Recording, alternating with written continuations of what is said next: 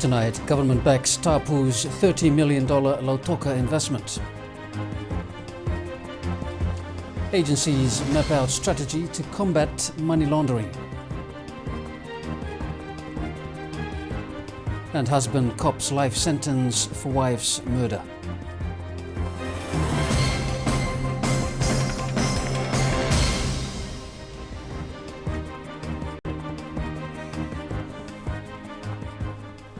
Very good evening. Prime Minister Commodore Borenge Bainimarama this afternoon started what promises to be, in time, the centerpiece of the Sugar City. Officiating at the groundbreaking ceremony of the $30 million Tapu City Lautoka project, the PM also laying to rest speculation over why his government approved the project. The PM says if Suva's Tapu City is any indication of what to expect, the new complex could make Lautoka the jewel of the West. Securing an exclusive location in the heart of the Sugar City, the Tapu group of companies wasn't going to take no for an answer with its impressive project amounting to the tune of $30 million, a venture that will definitely bolster the profile of the administrative capital of the Western Division. Now the same standard, if not the same size, is coming to Lautoka. And every resident of the city and the surrounding area looks forward to the same experience. In some ways, Lautoka has been eclipsed by Nandi over the many years, but it remains one of the nicest places to live in Fiji, as well as being an important pillar of the economy. This is how the end product of the project will look like. With the Sugar City always playing second fiddle to the prominence of Nandi as a tourist capital of Fiji, the Tapu venture outside Churchill Park is sure to engage a lot more businesses and tourists looking north of the airport when they touch down in Nandi. This new development, approved by Cabinet following a transparent selection process, is going to be a wonderful addition to the city. The Prime Minister says the Tapu Group is not only one of the greatest business houses in Fiji, but a major Fijian investor in our economy. He says government values that investment and confidence greatly. By any standards, it's an impressive performance. The Tapu Group is not only one of the great business houses of Fiji, but a major Fijian investor in our economy. The government values that investment and confidence greatly. And I'd like to pay tribute today to the Tapu family and thank them for the contribution to Fiji over the years. Group Chairman Kanti Tapu says their confidence in throwing in a $30 million project in Lautoka is indicative of the promise the economy has and, more importantly, government support for local businesses taking the leading role in as far as investment goes. That I greatly admire your leadership and your consistent message to this country to rise above all these petty things and look at building a nation out of diversity, nation of one people, one nation with common vision. Matthew Bulletin, Fiji One News. 94% of Fiji's babies have received all 10 required vaccines. This has been described as a groundbreaking feat by Fiji's health services through their national immunization program. This is also the result of a partnership between the Ministry of Health and the Australian government through the Fiji Health Sector Support Program. A survey of childhood immunization coverage rates was conducted by the Nurnet Institute during August and September. The survey covered over 2,400 mothers and children from the 4 administrative divisions to assess immunization coverage rates. Fiji's immunization program covers 12 infectious diseases. Survey results have also reassured the Health Ministry of the very high immunization coverage, with over 94% of children receiving all 10 vaccines. This latest immunization coverage rates also place Fiji on target to realize regional immunization targets of achieving measles elimination and hepatitis B control. It was a near miss for pedestrians and motorists this morning after a commercial truck overturned at Reservoir Road this morning. The truck was carrying a cargo of chicken feet at the time. The truck's contents spilled onto the road as a result. This caused some minor traffic problems, forcing police to divert traffic. Fortunately, the driver escaped serious injury. Meanwhile, a Class 3 student is in a serious condition at the intensive care unit at the Lautoka Hospital after he was hit while crossing the road with his mother. The accident happened along Narewa Road in Nandi when a 7-seater van driven by an 18-year-old student hit the boy. The suspect was arrested, interviewed and released. The newly appointed Director General of the Secretariat of the Pacific Community today signed his contract. Dr. Colin Tukuitonga signed this with the SPC 8th Conference Chairman, Minister of Foreign Affairs Ratu Inoke Kumbuombola. This was also done in the presence of the outgoing SPC Director General, Dr. Jimmy Rogers. Dr. Colin now becomes the 18th Director General of the organization since its inception 66 years ago. Following a 6-month probationary period, the term of the SPCDG contract as 2 years, with provisions for up to a maximum of 2 extensions of 2-year periods. Dr. Tukuitonga thanked the Minister for the 8th SPC Conference for their confidence in his capability to be at the helm of the SPC at this crucial period in the Pacific community's history. There is now a strong need to incorporate international laws in how we try and detect money laundering here. That's the advice from the Director of Public Prosecutions, Christopher Pride, as he opened the National Anti-Money Laundering Conference in Suva today. Fighting money laundering here has never been easy, especially with the advancement of technology like the World Wide Web. These stakeholders from various agencies and sectors were today reminded about the role they play in this area. They have to be aware, and we have seen that one foreign exchange dealer was prosecuted under the FTR Act for failure to fulfill his obligation or the obligation to report suspicious transaction reports. We have more in the past, since 2006, we have received more than 4,000 suspicious transaction reports. Of that, 20 suspicious transaction reports were reported from the law firms. Calls are now being made for local authorities to incorporate some foreign policies into our anti-money laundering framework. Because the money laundering regulations, for instance, in the United Kingdom, is almost identical to the FTR regulations in Fiji. So you'll find that in most countries in the world, obligations to report suspicious transactions and the threshold for reporting are almost identical. If other jurisdictions have already considered these guidelines and have drawn them up, there's no need to reinvent the wheel. It's a good idea to incorporate them here, but of course you have to make sure it's homegrown, so you have to look at particular risks in Fiji. Director of Public Prosecution Christopher Pride says it's not only lawyers and accountants that need to be vigilant, but all institutions who deal with money. Today, Fiji has one of the most sophisticated anti-money laundering legal frameworks in the Pacific. But the laws are only part of the solution. Detection is everything, and that is why there is an increasing pressure on banks, accountants, lawyers, foreign exchange dealers, and large and small private sector companies to be ever more vigilant in reporting suspicious transactions. Since 2006, 4,054 suspicious transactions have been reported to authorities. Halitesh Dutt, Fiji One News. The Anti-Money Laundering Council is now conducting a national risk assessment to align itself to international laws and standards. This came about after the international anti-money laundering standards were revised recently to combat money laundering. Fiji's anti-money laundering laws are based on an international standard, the Financial Action Task Force. But changes in that law now requires countries to conduct a national risk assessment so that anti-money laundering laws can be implemented based on those risks. We have 3 working groups that are currently looking at various aspects of the risk assessment, including law enforcement, legal and supervision, as well as in 2015 there will be an assessment undertaken by the Asia Pacific Group on Money Laundering, who will actually come and visit Fiji and look at our framework to see if we have the right legal machinery mechanisms and we have the right resources and institutional establishments that is in line with the international standards. The change will also bring about tougher actions against serious crimes such as tax evasion.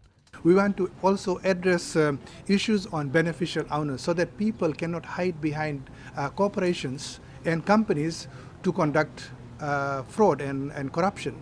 So we would want to see who are the natural persons who control and own these corporations and companies. So these are some of the additions to the new standards. After successfully implementing all changes in the law, The FIU will be able to share any information with any intelligence unit around the world.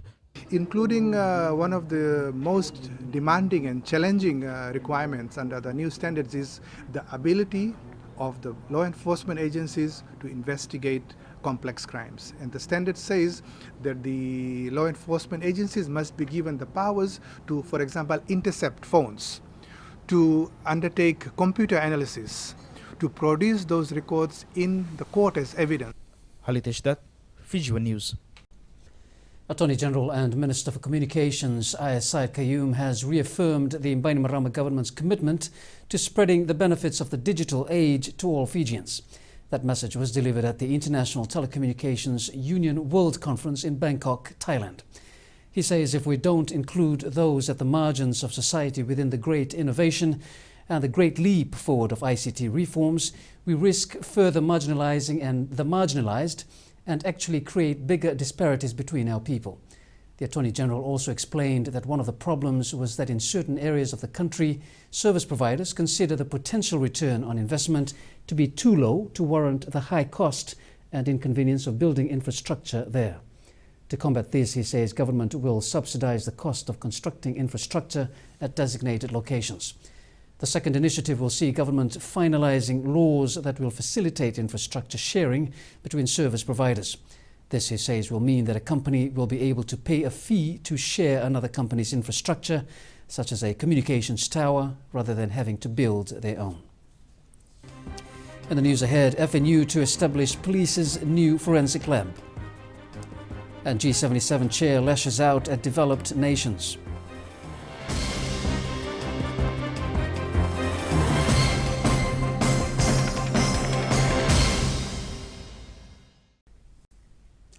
Hello again. The annual Friends of Fiji Heart Foundation has started with major operations in the Western Division. Over the coming days, they will be operating out of the Lautoka Hospital, offering a new lease of life to those with heart ailments. Our West team caught up with the team of volunteer health professionals from New Zealand. 13-year-old Agnes Clare was diagnosed with rheumatic heart disease 2 years ago. The disease has ravaged her heart valve, leaving her weak and bedridden most of the time. Until 2 months ago, her parents have been preparing for a trip abroad to have open heart surgery that would heal her. Coming only, I know that we have to prepare for travel. Only last 2-3 weeks back, they were after me. Even the nurses here in Lautoka Hospital, they come straight home. They knock on my door, they told me, there's some good news for you. I think that team are coming shortly. Agnes' name has been picked. You know, first of all, I'm happy. Tukana says her job after getting the good news was convincing her daughter to take the opportunity of having an operation here at home rather than go abroad. She says her answered prayer for healing to her daughter was divine intervention in the form of professional health volunteers who committed to helping the desperate and the needy. When she comes back, I said, hey, one nurse came. I think you have to have your operation here. No, I'm not going to have my operation here. No, the doctors mentioned to us that we have to go abroad. Yes, the team that's supposed to see you there, they are here in front of us. At least we should be grateful, we'll be happy. For the organization that was initially set up in 2006 to assist people with heart ailments, the annual event is one that is anticipated by many who will give up their leisure time to be part of a worthy cause. For 8 years, we would have easily done over 175 open heart surgery. We also incorporate with our mission a pacemaker that's pacemaker checks and install where it's necessary. The group of 55 medical professionals also bring with them their own gear. Patel says their project would not have been possible without the support of the Fijian government. Quite frankly, I can say this, that the little support, the staff support that we get, medical volunteer team are thrilled by the attitude of the local staff over here. Open heart surgeries like the one conducted on Agnes Clare has been a lifeline for many in Fiji over the past 8 years. For the Friends of Fiji Heart Foundation, the hope is that this will snowball into something bigger, spearheaded by the locals and the private sector in Fiji to enhance the work the Ministry of Health is doing. For Fiji One News here in Lautoka Hospital, I'm Madhu Maritamana. The interim trustees of the Fiji Cancer Society are working on the release of funds frozen from the Walk On, Walk Strong initiative. The trustees met with the committee members of the NGO yesterday. They have now asked WOWs to submit their 6 months work program. As you know, the WOW's bank accounts are also frozen within the Fiji Cancer Society bank accounts. And so having heard their submissions, having had a very useful meeting with them, we are now considering releasing those particular bank accounts and allowing WOWs to carry on with their projects. But we await their work program as well as the details of their audited accounts from their accountant. The progress of the internal audit of the Cancer Society is also well underway and is expected to be completed in the coming 3 months. The trustees are now focusing on a patient care system provided by the Society.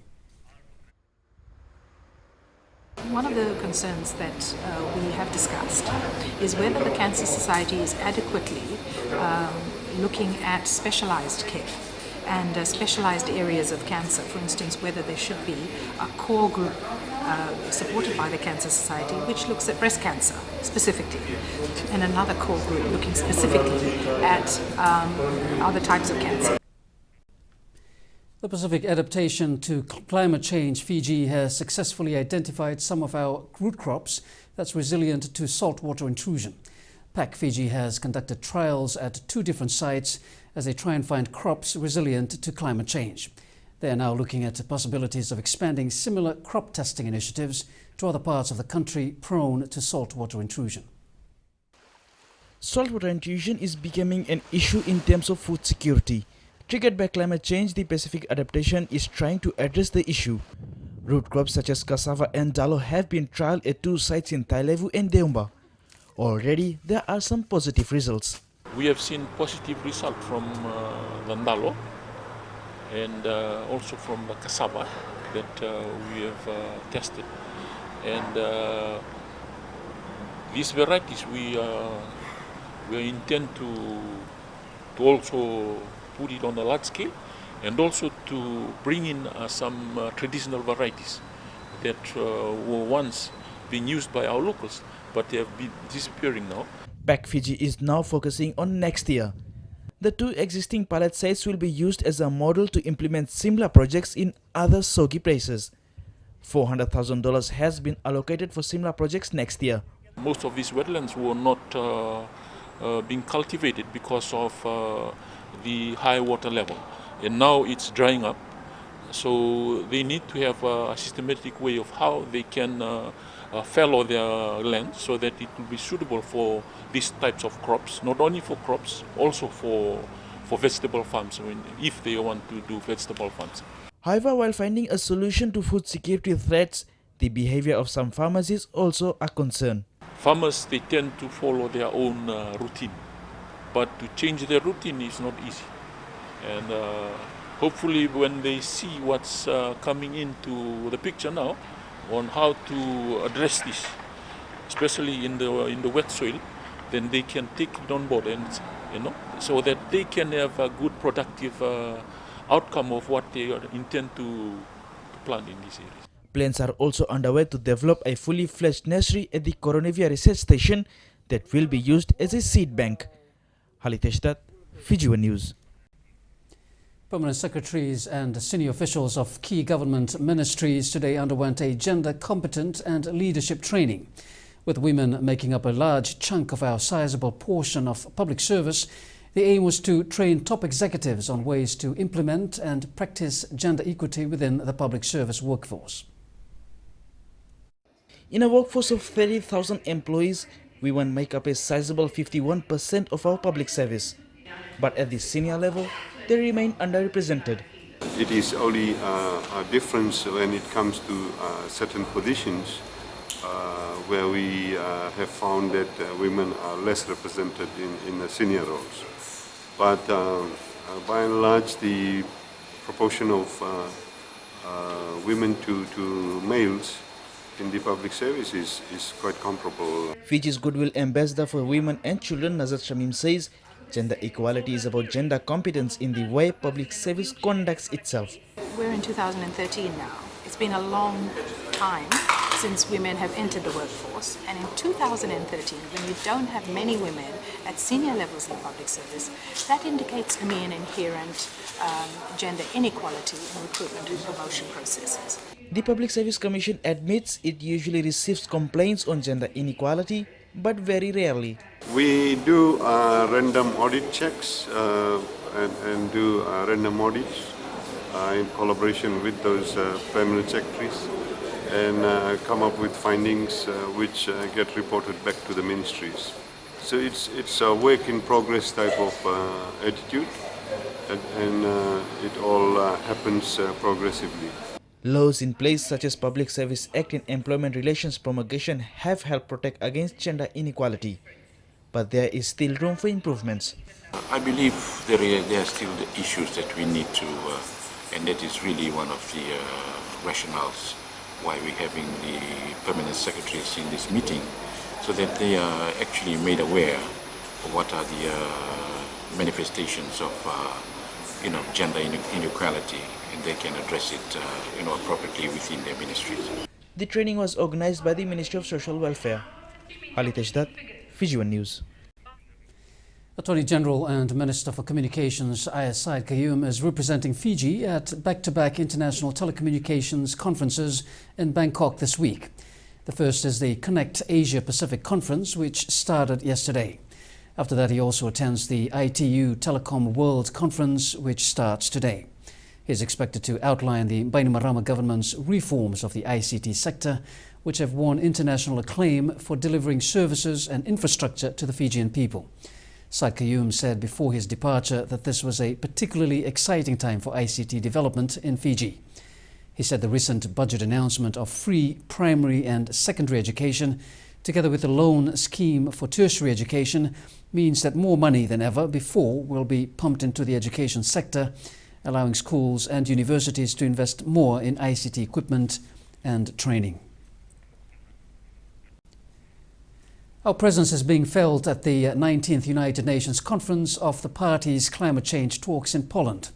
As chair of the crucial group of 77 and China, which makes up over 130 nations, we are helping elevate the climate change concerns of some of our smaller regional neighbours. G77 councillor and team leader Sai Naivoti says Fiji has tried its best to ensure that the G77 unity is maintained and protected. Naivoti says this is a big responsibility and we need to have an excellent team who have so far received commendations. The G77 also acts as a negotiating bloc at the Conference of the Parties to the United Nations Framework to Convention on Climate Change. Pacific News is up next. Stay with us.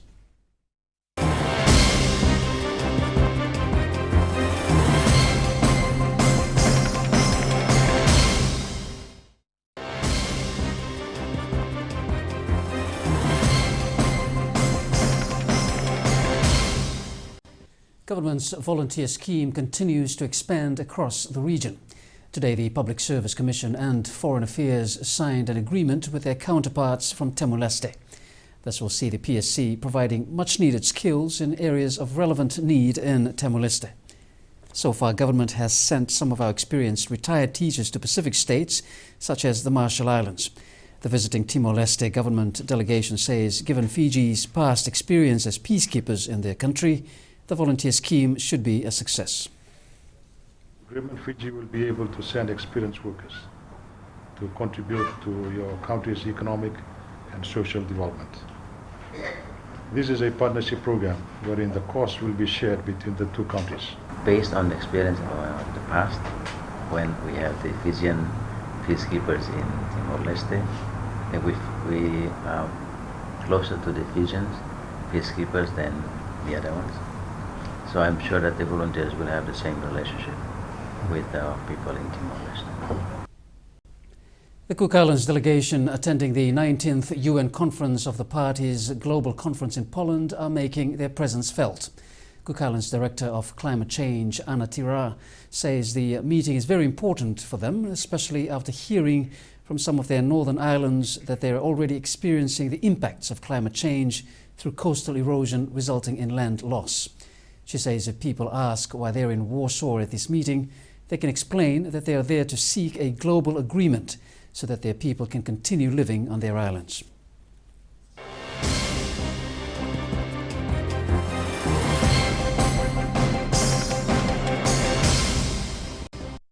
Major mobile telecommunications players is planning to host a Christmas party this year like never before.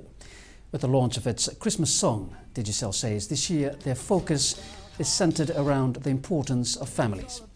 Next week the Digicel Christmas tree will be erected in Suva's Sukuna Park, with children from orphanages to also join the Digicel family for dinner. Elderly citizens residing at the Old People's Home have also been invited to be part of the Christmas celebrations. Digicel says this is also about giving back to the community that have helped them. There's no catch. If you come to the Christmas tree lighting, you'll see there's no catch. Like, it's absolutely free.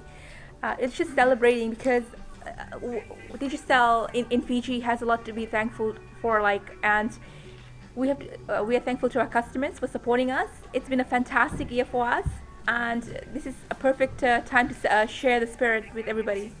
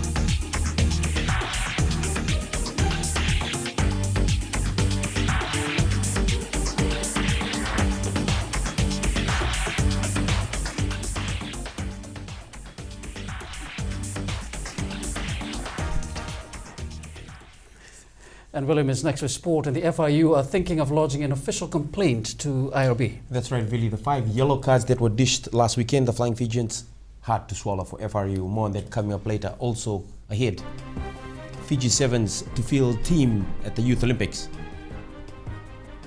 And Suva to commemorate fallen player at Pacific Cup.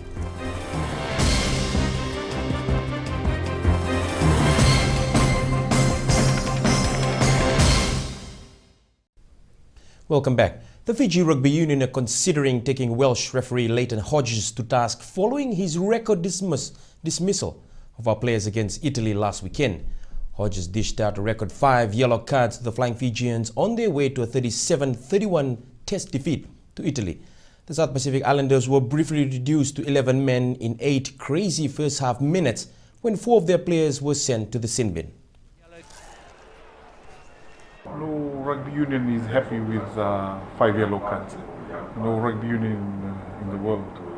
I think yes, definitely I've written to our referees, our top referees, to view the footage, give their opinions, and then from there we'll be in a better situation to reply to and then respond to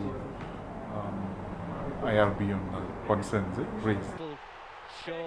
During the incidents, Italy scored 2 tries, resulting in the win. FRU will review the footage before filing the official complaint to the IRB, but admits ill discipline is not acceptable from players playing at that level. With 5 yellow cards, we still came close, which means we could have won that game. Having said that, we have to look at it objectively, and that's why we've sent the footage to our referees to have a look. The Flying Fijians face Romania this weekend. The Flying Fijians has dropped back to 13th in the IRB World Rankings released today. Inoke Male coach side slipped 1 place after their 37-31 loss to Italy on Sunday. Tonga now sits in 12th place despite going down 38-18 to France, while Samoa remains in 8th place. The top 5 remains unchanged as New Zealand mark 4 years at the summit of the rankings, consolidating their top spot with a 30-22 win over England. The All Blacks have occupied the number 1 spot since 16 November 2009. The Fiji Sevens team gets into serious business from today. The 16 players named by coach Ben Ryan marched into camp at the Uprising Resort and have just finished their first training session. Amongst them is New Zealand-based Chona Tuitonga, who is the only overseas-based player in the side. The focus will be basically lifting the training up to another level. We've got good players. We want to lift them up to be exceptional players to compete at this high level end, knowing that we've got to lift the Fiji branding up again. So that's the focus that Ben Ryan has in place right now. The players will have another 2 sessions of training tomorrow before the final 12-member squad is named for the Dubai and South African leg of the RB7 series. The criteria is their attitude, how they respond to training that's been put, especially with high intensity. Looking at the conditioning that they're going to be put through this 3 sessions of practice, and also looking at the way they've been playing. That counts as a factor as well before we name the team. Team Fiji has grabbed the opportunity to field the team sport at next year's Youth Olympics in China. This after the favourites, the All Black Sevens rugby side pulled out, allowing Fiji to grab the sport with open arms. New Zealand's loss is Fiji's gain at next year's Youth Olympic Games in Nanjing, China. This after the All Blacks men's sevens team pulled out from the games, giving next best options Fiji the opening. The rugby team has been included after New Zealand had declined the invitation to participate, and that's most likely because they might field a team in another sport. Fiji Rugby Union did not hesitate in grabbing the opportunity. We thank Fasono for it, but it's a build-up, it's a preparation for us, for youth, and for us to prepare what to expect when you're taking part in the Olympics. So it's 2 things, one for our players' exposure, 2 for the officials. We prepare for the Olympics, Fasono is familiar with that environment. Sevens inclusion in Youth Olympics has opened the door for Fiji to win its first ever medal at the Games. That'll be a sport that we definitely have an excellent chance of coming away with the medal. So it's very exciting. FIU not wasting time in announcing the coach who will guide the Fiji Sevens youth team next year. People who will be looking after the under-18 youth team will be Ben Ryan, our national sevens coach. I think for us the approach is part of the development of the younger players who might, some of them if they perform well, might be eligible to be in 2016. And to boost its chances of winning, International Olympic Committee has given $100,000 for team support grant to Fasunok, who will then pass on to FIU. Every dollar that we can get at the moment. FIU will soon start working on the logistics of selecting a team for the Youth Olympics. Irfan Khan, Fiji One News. The absence of Test centurions Dan Carter and Tony Woodcock is the least of the worries for coach Steve Hansen, as the perfect Test year beckons for the All Blacks if they can keep their focus for just 1 more week. Hansen confirmed before making the short trip from London to Dublin that Carter and Woodcock would not play the final test of this long year against Ireland at the Aviva Stadium on Sunday. The All Blacks celebrated this hard-earned win against England with a night off. And if anyone deserves a break now, it's Ben Smith. Here's Ben Smith. Between centre and wing, Smith has played almost every minute of every test and every Highlanders Super 15 game this year. I think it probably just gives you a bit of confidence, you get to work on your game week in, week out. He missed the last 9 minutes against Australia in Dunedin, 30 off at the end in Tokyo, and a blood binning with the Highlanders leaves a tiny 49-minute hole in a perfect attendance record. So time for a rest this week? No. The All Blacks will be fighting any suggestion that the hard work on this autumn tour has finished here in London. Any complacency during the week could be every bit as dangerous as the threat posed by Ireland at the weekend. Ireland has never beaten New Zealand in a test. One more victory would give the All Blacks the first clean sweep in a professional rugby season. That will be motivation aplenty. To rip into it and to get stuck into it, we've got a great achievement at the end of this if we can get a win. Messam has pulled up well after battling a deafening English crowd from before the whistle. A longer haka seemed to be his tactical play. No, what actually happened, I lost breath and I was about to faint. So I was trying to drown the big fans and just had to regroup and regather myself before I fell over and embarrassed myself. True story. True story. The whole squad, Dan Carter and Tony Woodcock included, now travels to Dublin to catch its breath and prepare for an historic end to the season. Australia's Devita Kurindrani has been cited over the dangerous tackle that earned him a red card during Saturday's win over Ireland. The centre could now be given a ban for his tip tackle on Peter O'Mahony during the 72nd minute of the match. Meanwhile, Australia have suspended 6 players for 1 match and warned 9 more for drinking in midweek before Sunday's win over Ireland. Wallabies coach Ewan McKenzie acted after a group of players made the decision to stay out late and consume inappropriate levels of alcohol. The banned 6 are Adam Ashley Cooper, Nick Cummins, Liam Gill, Tatafu Polata, now Ben Robinson and Paddy Ryan. Veteran Petero Dibunideva is eyeing his swan-song match against Australia unless the Fiji Mbati pulls off a shock win in the semi-final clash this weekend. Dibunideva has stated early that he will be retiring from the sport after the Rugby League World Cup.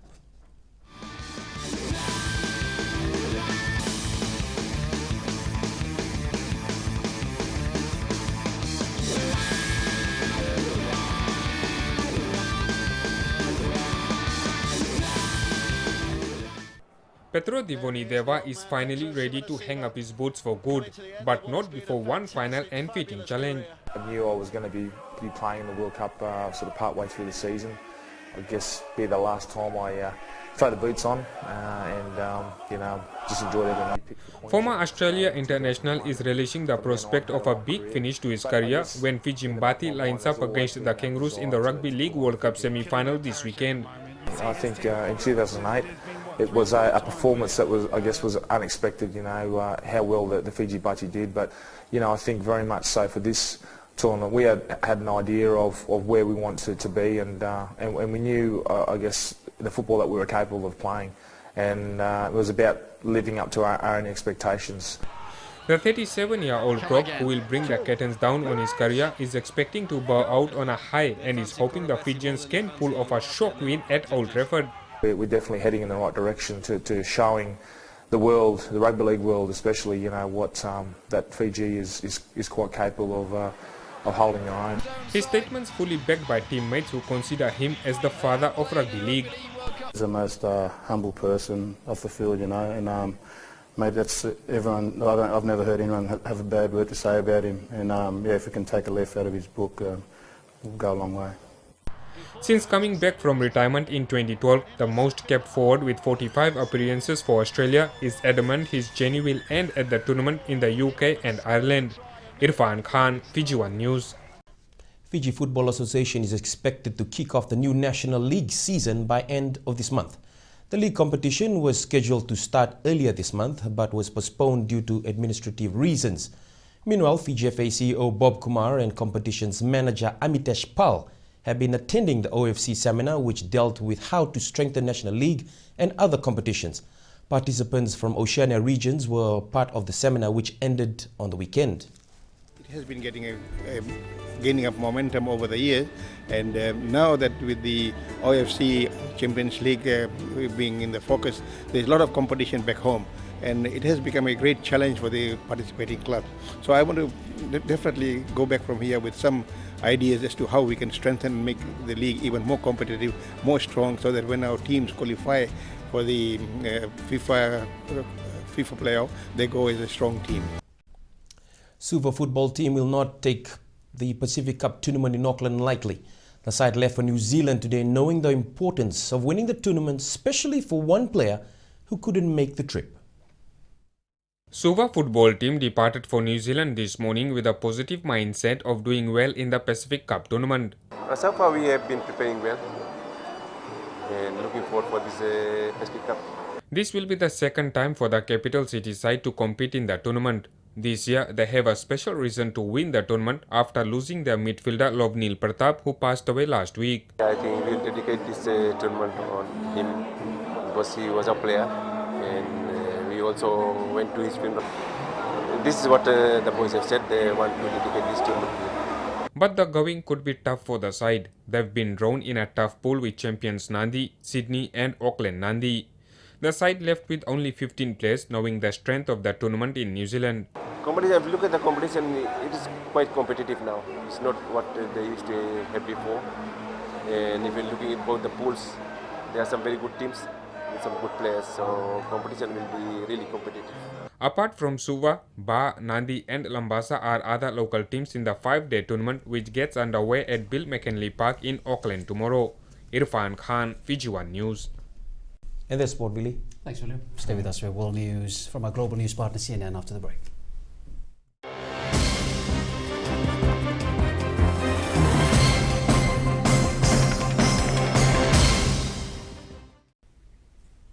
Hello again. In World News tonight, much of the Typhoon Haiyan relief effort has been focused on Tacloban, ground zero for the storm's arrival in the Philippines.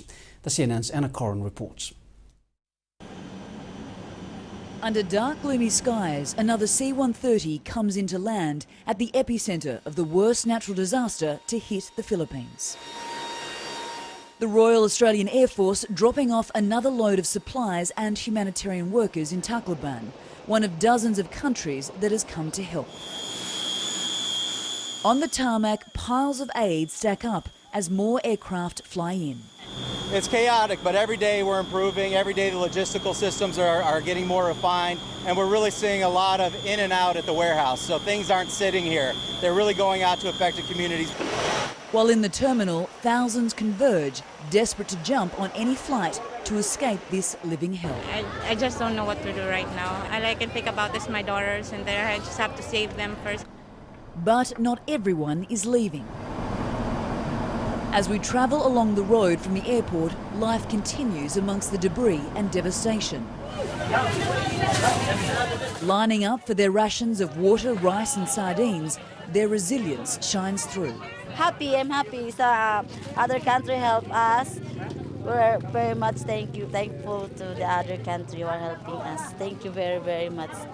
As you can see, there is virtually nothing left here in Tacloban City. The people who have decided to stay here are relying on the aid and donations of international organisations. Just look at this line. These people have been queuing for several hours for rice and sardines that will have to last their families for several days. As to how long these people will have to do this, nobody really knows. Yeah. We come across 36-year-old Gary Carnell, who shows us where he used to live. There in my house, and my mom, and my neighbor, and my sister. Here in my sister house is done. Nothing left. But his uncle, who never expected his family to survive, is far more optimistic. We love Tacloban. I love Tacloban. I was born here in Tacloban, and I want to die in this place. Back at the airport, another day draws to an end, but nothing stops on the tarmac. This is an operation of endurance and a commitment to the long road ahead. Powerful tornadoes spawned by a huge storm system has killed at least 5 people while flattening thousands of homes in the US Midwest. The storm system placed up to 53 million people across 10 US states under threat. Okay, this is as close as I ever want to get. A massive, churning grey monster. We're getting hit with some hail, some debris. South of Chicago, it cut across the Illinois landscape, leaving neighbourhoods all but flattened. We run to the basement, and it was gone within 3 or 4 minutes. And just, you can see what it's done here, just everything. Dozens of tornadoes were reported across the Midwest. We saw it coming through this way, like the angle towards our house. Residents in the danger zone were 1 minute praying for their lives. But deliver us from evil, amen. The next, bewildered at the catastrophic damage. Tornado took the house down. Hundreds of homes were destroyed in the Illinois towns of Washington and Doria. Dozens of people were injured and several killed, while in parts of Indiana, tornadoes touched down as well. At Soldier Field in Chicago, 60,000 spectators at an NFL football match were forced to seek shelter underneath the stands. The game will be temporarily suspended. The ominous skies delaying the game for some 2 hours. Millions more Americans are being warned to prepare for nature's worst.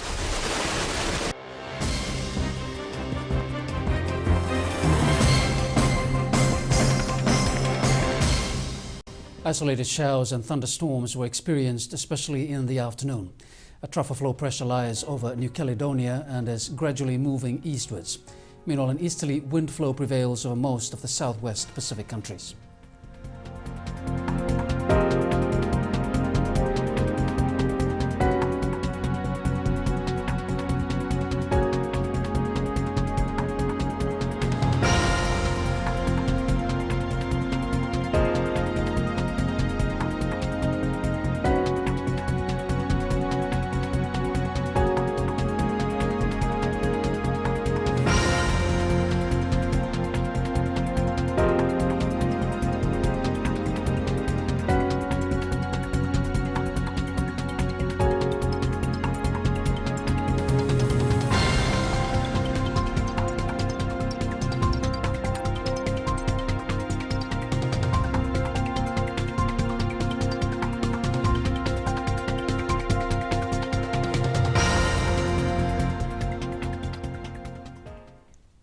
A look at the headlines again. Constitutional redress application dismissed. Niue National Dr. Colin Tukuitonga takes up SPC top job. And police revamps internal affairs division. That's Fiji One News. Thanks for joining us. Have a good evening.